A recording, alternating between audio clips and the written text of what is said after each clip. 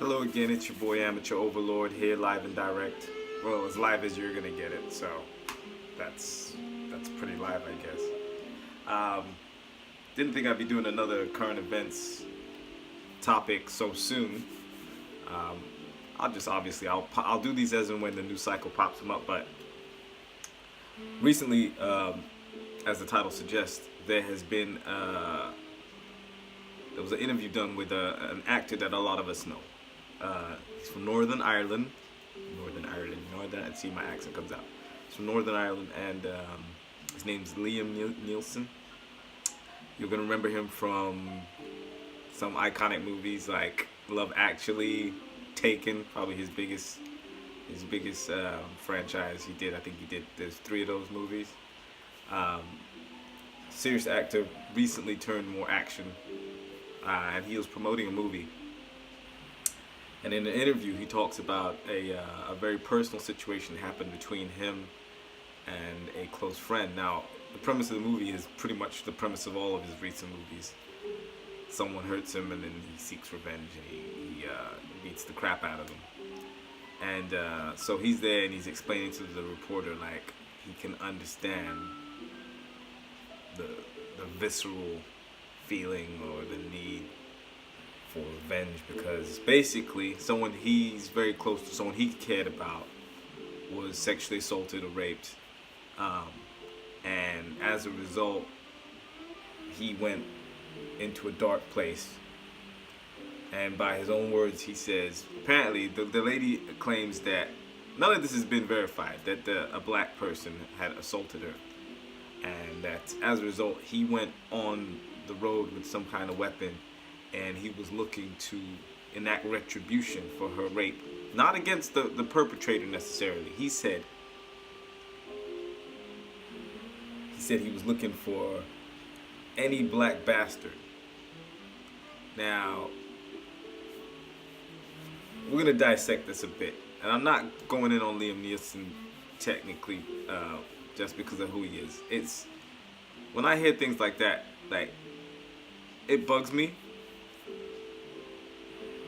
But the thing that bugs me is like it's multifaceted. The things that bother me about that. The thing that bugs me about what he said is that it speaks to his character.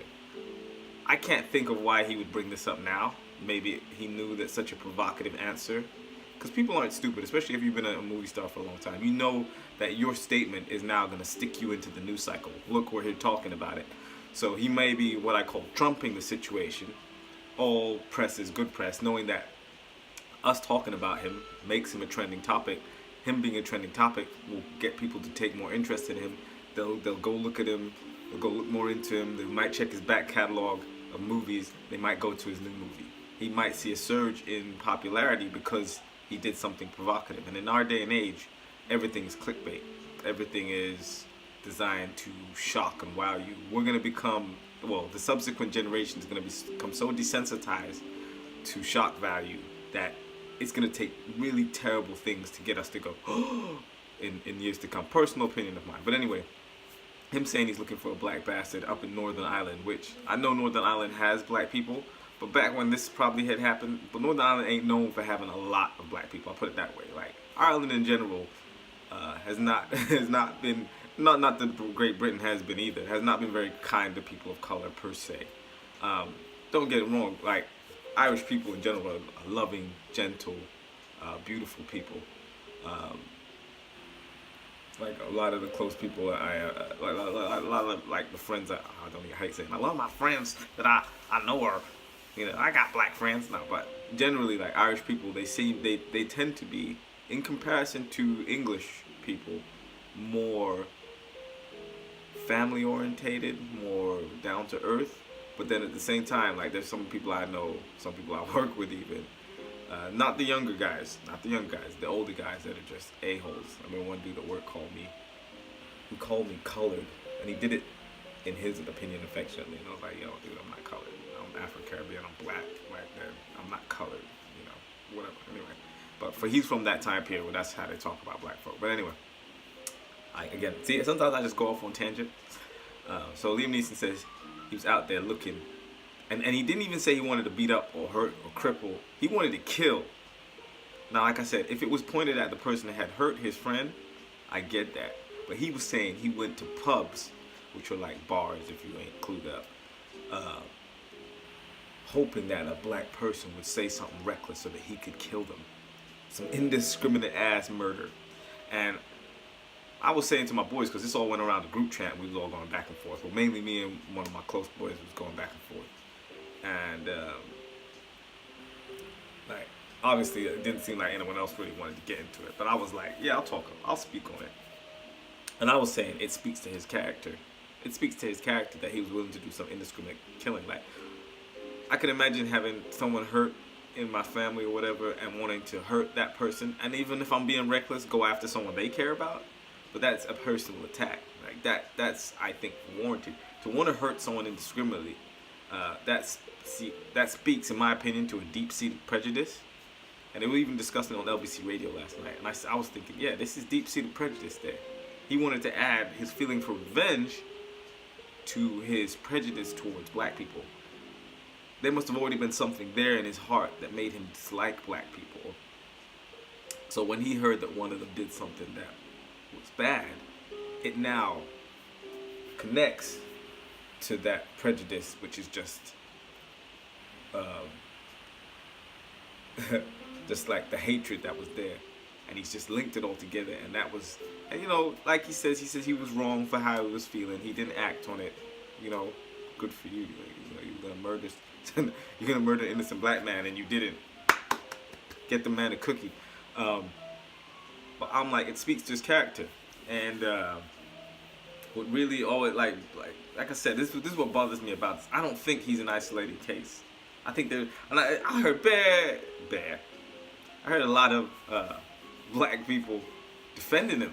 They're like some dude called up. He's like, yeah, man from Hackney, yeah, like, what if like back in the day, man used to do knife crime and that, like, and now man don't do that no more. Or like there was a time when they hurt man's friend in it, and then man wanted to go and stab them up, but man didn't do it, yeah? And like, what if like I was just telling someone about that, so I'm supposed to lose my job now because of how I used to be then? Like, that's not right, innit? I was thinking, no, everyone's getting it wrong. The premises are all wrong. The premises are all wrong. And like in our group chat, we even discussed about the racial element, because that's the biggest part of it, really. We understand that rape is wrong, obviously, but it's the racial dynamic that's added to it, and him wanting to indiscriminately find a black person and kill them. That's the problem. And I was trying to push that point across. My friend was pushing back on another point, and I was saying to him, look, like, and we both made good points, but I was saying, like, basically, the only way I could see something similar happen is because you have to address the racial dynamic. It's the biggest part. Is like, let's say back in slavery when black people and even apartheid were subjugated to white people, and white men could show up at your house and rape your sister, your wife, and you couldn't do anything to protect them. There's nothing worse that a man can feel is feeling powerless, in a sense that, like, you feeling like the worst feeling a man can have is when they can't protect their loved ones. There's something about a man's, and obviously a woman's too, but a man feels responsible to protect his loved ones. It's biological. I can only speak for men. I know that motherly instincts and things of that nature are also, but a man's pride is that he protects. Historically, go fight for the nation. We protect our village. We protect our families. It's that manly instinct, and it's not machismo. It's that loving fatherly side of us that wants us to protect our loved ones with our actual physical strength. So when we're powerless to do that, it's a horrible, horrible feeling. Like, you just want to die if you can't protect your loved ones. Like, many a man has broken down when he couldn't protect his children or his wife or his girl from terrible things. You know, it emasculates you. So I get it. I get that part. But like, in their slavery times, when that was happening, if you then as a black man wanted to kill the first white man you saw, that I can understand from the opposite. And it's not racist, because there's the power element. The black people of that time were subject to the white people. They pretty much are today for the most part, but not to the same degree. They knew that any black man they ran across could violate them. So hating or feeling that strongly about running across the average white man is more understandable. But that's because of the societal aspect. And that's one thing about racism that people always forget. They're like, well, white people experience racism too. Racism, for it to be pure or true racism, has to have, in my opinion, an element of power attached to it. In the societies in which black people live throughout the world, in large numbers with white people, it's very, very, very rare. And I know there's some places like in Africa where this is not true, but it's very rare that they are also in charge of the power structure. So they're subject to the people who are not, like, they might even be the majority of the population, and they are still subjugated by the small minority who is not black. This happens in the West Indies. This happens in the United States. This happens in, not in the United States, because the population of black people in the United States is not equal to the population of white people, but in places where you find large groups in like cities that are predominantly black, this power structure still tends not to be a reflection of those cities' diversity. And that's what I'm saying. So the power structure is still there. So I don't think at any point, before I get too much off topic, that at any time in the history of Belfast there was a significant black population that had subjugated the white population. And again, not that the power structure of it makes one more right than the other, but as terms of an explanation as to why someone could feel that way, because Liam Neeson's feeling is going to be the result of the society in which he was raised. No one's born racist. Kids are not racist. Kids will literally play with each other based on how each person treats each other, which is the way people are supposed to be. Like, if that kid's nice to me, I'm cool with that kid. If that kid's mean to me, I'm not playing with that kid. Kids do not care. They do not care. Racism is it's a taught evil. It's not something that is inherent. Kids will be curious. They'll be like, why is your skin color like that? And why do I look like this? And why do you look like that? But other than that, it's that they appreciate it as something surface, which is what it generally is. So I'll run off. I don't know what your opinion is on it. I was basically saying, at the end of the day, when I broke it down to my boy, I was like, and this is the thing that really annoys me. If a dog had mauled his loved one, a dog had mauled his missus, or his girl, or whatever, he wouldn't have gone out, in my opinion, looking to kill the first dog that barked at him. And that's one of the biggest problems about this situation. So, like I said, I don't know how y'all feel about it. Click like and subscribe. Check it out. Tell me what you think. I want to hear your opinions.